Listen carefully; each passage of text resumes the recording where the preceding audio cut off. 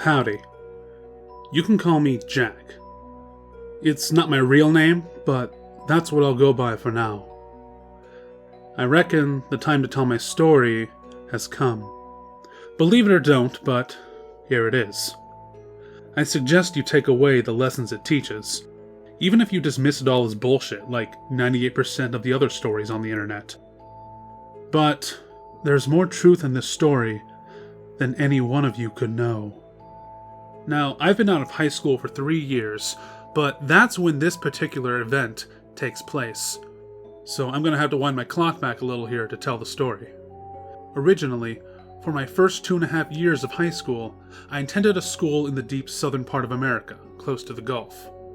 We had all kinds of ghost stories growing up, and if there was one lesson our super conservative parents taught us, it was this. Don't go fooling around in things you don't understand. Now, I was really unpopular at my high school in the South. My first 2 years of high school were a real pain because I was a big dork and everyone made fun of me.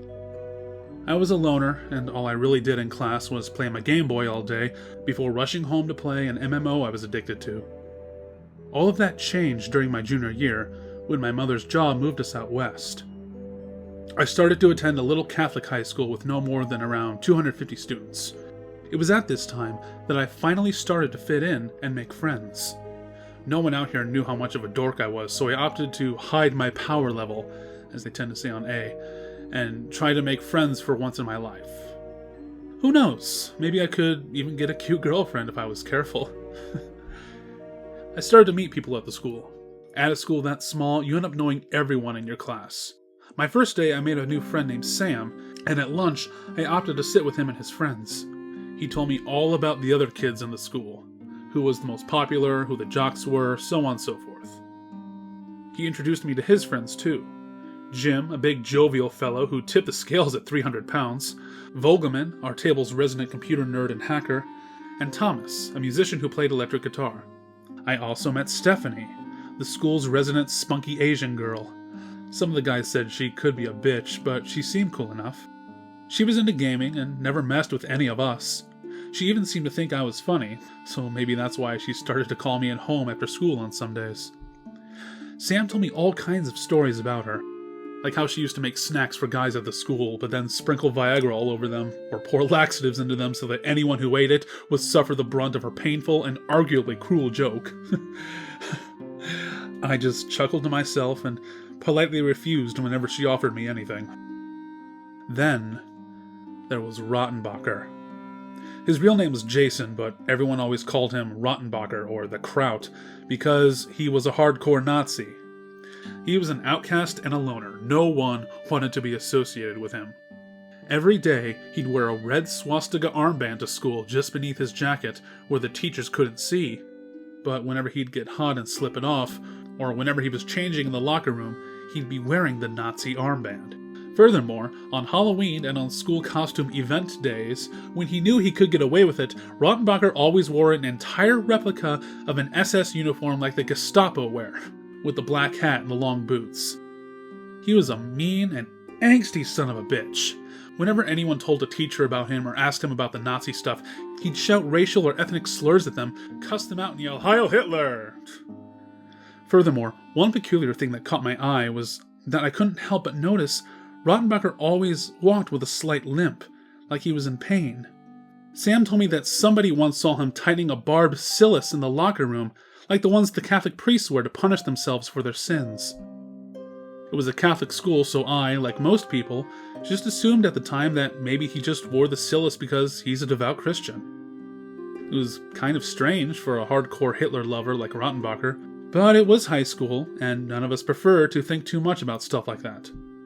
After he got done introducing me to everyone, Sam told me some of the school's old stories, including an urban legend that circulated about Kaylee, a girl that died mysteriously after playing some sort of cell phone game. Sure enough, he could point out the girl in the yearbook to me, and everyone recalled that the police had declared her missing under mysterious circumstances. She was presumed dead almost immediately thereafter. If you asked anyone exactly what happened, no one could tell you a damn thing. They always just said it was because she played the cell phone game. Sam. Stephanie, the cute, mischievous Asian. Rottenbacher, the self-torturing Nazi. The cell phone game. The police investigation of a teen's disappearance. All of these people and events were about to come together to drag me into something in which I wanted no part. It wouldn't even be until over 2 years later that I finally understood how and why everything went down just the way it did.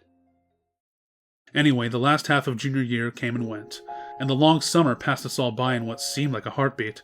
It was finally time to begin our last year of high school. Everyone was back for the new school year, pumped to start the laziest and most fun year of our high school lives. Even Rottenbacher, still limping around the school in that barbed Silas, still spouting his Nazi garbage every time someone decided to mess with him. The year started out eerily quiet.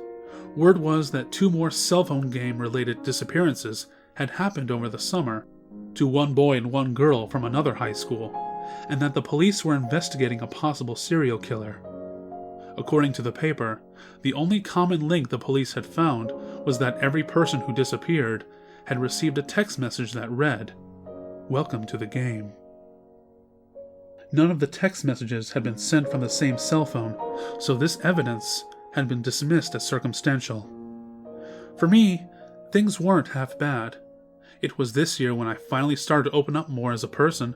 I had made a good circle of friends who I trusted, and I felt more calm about being myself at this point. Gradually, I started to fit in more and more, and pretty soon I was pretty popular in certain circles. Stephanie liked to hang out with me more and more because of how funny she thought my jokes were. Before long, one day, which I still remember as one of the happiest of my life, she came to me in the middle of campus after school and looked up at me with these big, beautiful Asian eyes and that long black hair and a smile to die for. She asked me right then, "Jack, will you go out with me?" I laughed, I ran, I jumped for joy. "Of course I will," I said, and danced around with her there in front of everyone. I finally had a girlfriend. I still remember that as one of the happiest days of my entire life, if not the happiest. We went on dates, we hung out after school, and she even started to eat lunch with Sam, Jim, Vogelman, and I every day. Maybe I wouldn't have been so happy had I known what was going to happen next. It was one day at lunch when she was sitting with us, when she mentioned that while sleeping over with her friends one night, they had stayed up late with some girls from another high school, talking about the cell phone game. She said that these girls knew all about the rules of the game, and that they had explained it all to her in greater detail. Supposedly, you could join the game at any time by sending a text message at midnight to the right phone number. The text message was supposed to say, "I wish for the power to curse." If you did it right, you would get a message in return that said, "Welcome to the game." And supposedly, this was the reason they had given for why the police found that message on the phones of everyone that disappeared. Stephanie went on to talk about the game. We all listened attentively to what she was saying. She told us that once someone was in the game, they were in danger. Within 2 weeks, they had to complete one of a number of different tasks, or else they would be dragged away into the night. I stopped her right there. Dragged away? By what? To where? She got silent for a moment. "I don't know," she whispered before continuing her story. She said that in order to protect oneself from being dragged away, you could do one of 2 things. The first was to find a special protective item. The item could be anything. You never knew what it was going to be, but it seemed that whatever the item was, it would make the bearer suffer in some way. This was considered a small price to pay in return for protection for as long as you wore the item. The second way was to bring someone else into the game. This could be done by sending the text message, "Welcome to the game," to someone else's phone. If someone received the text message from someone else who was in the game, then that meant that this person was now in the game too, and subject to all of the same rules and consequences of the game. If the person didn't find a protective item themselves, or bring another person into the game, then they too would be dragged away. The catch about the second was this: while the protective item, if found, could protect you indefinitely so long as you kept it with you, bringing someone else into the game would only buy you a temporary grace period. The first time you brought someone into the game, you'd get a 2-week extension, then 1 week. Eventually, the grace period would get shorter and shorter until you barely bought yourself any time at all by bringing someone else into the game. By that time, you needed to have found your protective item.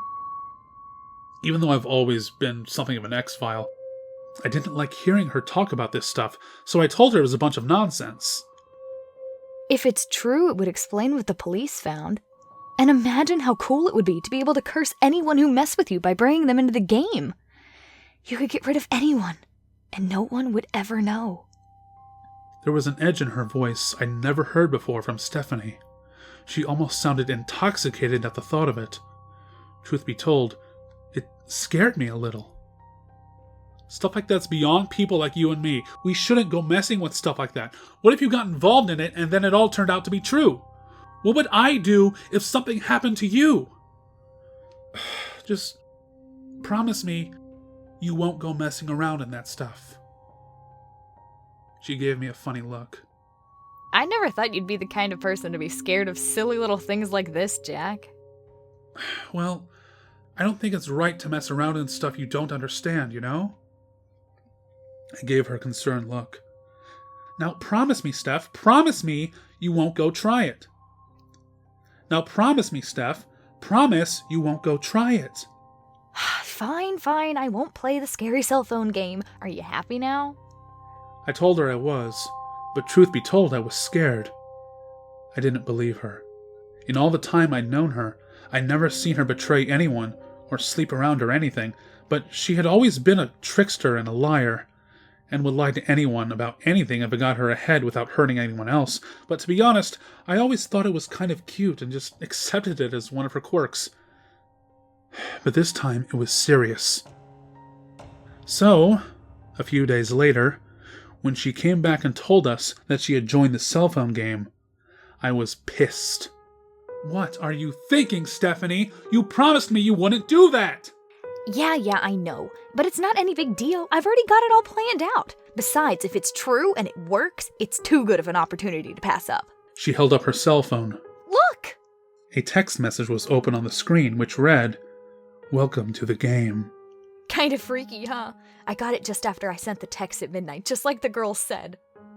My jaw dropped. I was speechless and scared stiff. This game couldn't be for real. Could it? Stephanie, if this is real, then you're in danger now. You've only got 2 weeks to find the protective item. I know, that's why I sent the text to Rebecca. I'm gonna find out if it's true or not. You did what? But, Stephanie, if this is real, then that makes you as good as a murderer. You cursed Rebecca, and now she could die because of you. Relax, Jack. I don't actually believe any of this stuff. But even if I did, Rebecca's always been a big-time bitch. It's not like she doesn't have it coming anyway. She giggled that same mischievous giggle of hers that I'd always loved, but this time, I wasn't loving any part of it. A couple of weeks passed and nothing happened. But then, one day, Rebecca didn't show up at school. At lunchtime, Stephanie was sitting around with us as usual, when the assistant principal came to talk to all of us with a megaphone. "May I have your attention, please?" Everyone got silent. "The police have reported that one of your fellow students, Rebecca, has gone missing." Stephanie's golden skin turned white. She froze. "Her parents are very worried about her. If any of you know anything about this, please come and talk to me after school. That is all." "Stephanie," I whispered. I was very afraid for her. I was very afraid for what she might do. She looked at me and said, Don't say anything. Just don't. She got up and bolted from the lunchroom. I chased after her. Stephanie! Stephanie! What are you doing? She kept jogging away from me, her cell phone out. Don't try to stop me, Jack. If I'm going to survive, I'm going to need more time. I can get another week if I curse someone else. That'll give me 3 weeks to find it. Stephanie, listen to yourself!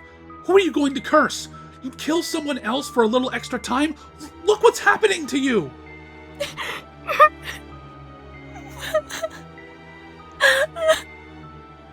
I know, damn it. But I know who I'm going to curse. No one's going to miss them, I promise. Stephanie, that's not right. You can't do it. No one deserves this. Let me help you. We can find a protective object for you together. She turned and showed me her cell phone. Her text outbox had a message which read, "Welcome to the game." She had sent it to Rottenbacher. I started to weep. I grabbed onto her as tightly as I could. Stephanie! Stephanie, I love you! I'm so sorry. This isn't right. None of this is right. She held on to me and began to cry deeply as well. We held each other there for nearly an hour like that. I still remember it like it was yesterday. Then, that night, before we went home, we both resolved we would start looking for a protective item the next day.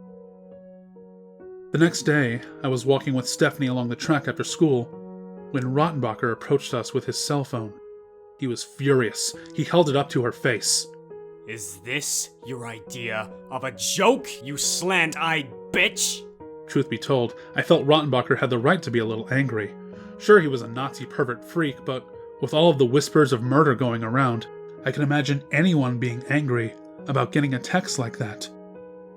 But even so, I wasn't about to let anyone talk to my girl that way. Hey, buddy, watch your mouth. That's no way to talk to a lady. Lady? This fucking slut is not a lady, she's just a bitch, and she tried to kill me! I bet you killed that other girl too, Rebecca. She's missing because of you, isn't she? Stephanie began to cry again. I pulled my arm back and punched as hard as I could at Rottenbacher's face. He stumbled backwards a few steps and grabbed at his lip, from which trickled a little stream of blood, but he kept his composure. I halfway expected him to swing back at me, but he just stood there. After a moment, he spoke. You just don't get it, do you, Stephanie? I'm already in the game! I always have been. I know the fucking score, but unlike you, I never cursed anyone else. Bullshit! If all that's true, then how are you still... Suddenly I remembered the Silas Rottenbacher wore around his leg that caused him to limp in agony, and what Stephanie had told me at lunch. Whenever a new protective item was discovered, whatever it was, it would cause its bearer to suffer. Your protective item? You have one! Stephanie's eyes lit up. It was clear she had realized the same thing that I had. Rottenbacher smirked. That's right. So I figured your girlfriend better know that she didn't get any additional time for trying to curse me. I've already been there and done that. Stephanie looked up at him, with fear in her eyes. Days passed, and, try as we might, Stephanie and I couldn't find anything that could qualify as a protective item. We were approaching the 2-week deadline, and she was looking more and more scared by the day. Her hair was a mess. Her usually bubbly personality was glum and distraught. She stared off into space during classes and prayed constantly. After the 2-week deadline passed, we were both terrified. She came to me at school and said, Jack, I want you to sleep with me tonight. Stay with me all night. Don't let it get me. I couldn't refuse. I showed up at her house late that night and came in through her window. We slept together. It was bittersweet.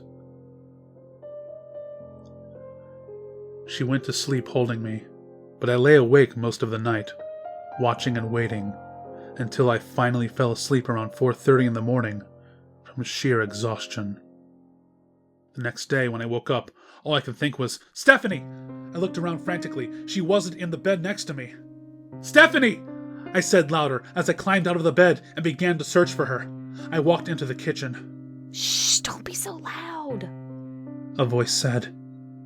It was Stephanie's. I turned around to see her sitting at a round table in the kitchen. She was smiling and seemed as giddy as ever. I breathed a sigh of relief. My parents have already gone to work, but I don't want the neighbors to get suspicious and say something. I wept with relief. It was over and she was safe. Nothing had come for her. I ran across the kitchen floor and hugged her and kissed her all over. Everything was perfect. For 2 weeks. Then I came to school one day, and 9 of our classmates had disappeared, including Sam. Everyone was in an uproar. No one knew what had happened to them or where they had gone. No one, except for me and the person who had done it. Stephanie. If the amount of time extended was halved each time you brought someone into the game, then 9 people would have brought her just over 2 weeks, which meant that her time would be running out again tonight. I confronted her about it after school. Stephanie, the police are getting suspicious! You can't do this anymore, and I can't watch you do this anymore! It's wrong! It's evil! She looked at me silently. I still remember the look in her eyes that day. At this point, it had become clear to me that the girl I had known and loved was long gone, and all that remained was a soulless, wicked shell which clung to life and feared death more than anything. But, even so, I still loved her more than anything. She was my first and only girlfriend, and I couldn't let her go. I couldn't let anything happen to her. It's okay. I won't do it anymore. I've accepted what I need to do, and I'm going to do it. No one else is going to die because of me. Stephanie, are you sure? Maybe we can still find a protective item for you if we look now. She looked down sadly. There's no use in running from it now. I just want to spend the night with you tonight, okay? One more night together. That's all I want. I was heartbroken. Everything was too melancholic and too melodramatic. I was so sad at hearing her words, at the thought of her being taken away. I threw up. I vomited and retched over and over again into a nearby garbage can, trying to fight back an endless stream of tears. That night, she slept with me again. Sick, weak, and tired, I passed out from pure exhaustion at 3 a.m. Less than an hour later, though, I awoke with a start. Stephanie was gone. I sat up and looked around in terror, then found a note. I read it. Jack, I'm sorry for lying to you again, but I'm not ready to die yet. A chill went down my spine. I continued to read. I figured out what I need to do. Don't worry, as I promised, no one else is going to die because of me. What could she be thinking? I looked around my room. Suddenly, I noticed that the .45 caliber pistol my father had bought me for my 18th birthday was missing from my room, and everything made perfect sense. That's why she had wanted to spend the night with me tonight. She wanted my gun. She was planning to go after Rottenbacher and take his protective item. As fast as I could, I threw on some clothes and bolted for my truck. I sped off towards Rottenbacher's apartment. When I got there, the lock had been shot off, and there were voices inside. I pushed the door open. What's going on in here? I looked around. Stephanie was holding Rottenbacher at gunpoint with my .45. The apartment walls were covered in pictures of Adolf Hitler and swastika banners. There were whips and chains scattered around the bedroom floor. Rottenbacher was stomping around in long-sleeve pajamas and cursing at her in his typical neo-Nazi form, screaming at her about home invasion and calling the police and this and that. He was even wearing that stupid Nazi armband. It was obvious this guy was a lunatic fanatic. You have the right to come into my Shut home. the fuck up! She fired a round at the wall behind him and winced. I remember my ears ringing from the loudness of the gunshot and a sharp pain in my inner ear, but I was too tense to worry about it at the moment. Now give me that barbed torture thing you're always wearing, or I'll kill you right now. Her voice was all malice. Rottenbacher stood in place for a moment and slowly began to remove his pajama leggings. You're making a big mistake. You should just accept the way things are and die with some dignity. He removed the cilice from his leg, from which trickled a small amount of blood, and handed it to her. Immediately, she slipped it onto her own leg with one hand, fumbling with my pistol as she tightened it until it hurt, and her own leg began to bleed a little. Let's go, Jack. She whispered, and turned to leave. I started to walk out with her. From the apartment, I heard Rottenbacher shouting, You won't get away with this! He's going to come for you, and he's going to drag you off to hell for what you've done! You're going to pay for all those kids! I could see that she was sobbing a little as we walked away. I was sick. I was disgusted with everything. I was disgusted with Stephanie for being so cruel and selfish, and I was disgusted for myself for seeing all of this, and seeing the signs, and not doing anything to stop it. But at least now, it would be over. As we walked back to my truck, I said a small prayer for Rottenbacher, in the hopes that he could find a new protective item within 2 weeks. He may have been a racist bastard, but in a way, he was still better than Stephanie, if what he said about never cursing anyone else was true, and he didn't deserve to die just for that. I drove Stephanie home. She was exhausted. I would have given her a kiss on the cheek, but I was too sick and just wanted the whole ordeal to be over. Good night, I whispered to her. Good night, Jack. I love you. She whispered back and climbed out of my truck and went back to her house. I started to drive home, exhausted from the day's events. Suddenly, my cell phone began to vibrate. I picked it up. It was a call from Stephanie. I answered. Hello? The first thing I heard was a shriek, followed by what sounded like the noise of pounding at her door. Jack, help! He's here! He's here! And he's coming for me! What? Hold on! Stop! I pulled a U-turn in my truck and sped off back towards her home. Stephanie was becoming more frantic. Suddenly, on the other end of the line, I heard the sound of her door being bashed in, followed by another shriek. I could hear Stephanie screaming at the top of her lungs, a hideous, blood-curdling scream. I still remember every moment of it perfectly, and I remember her screams word for word. No!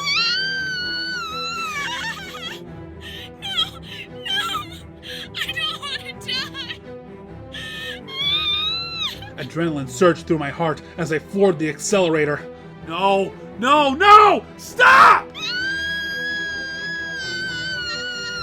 She screamed again, and I heard what sounded like the phone hitting the floor.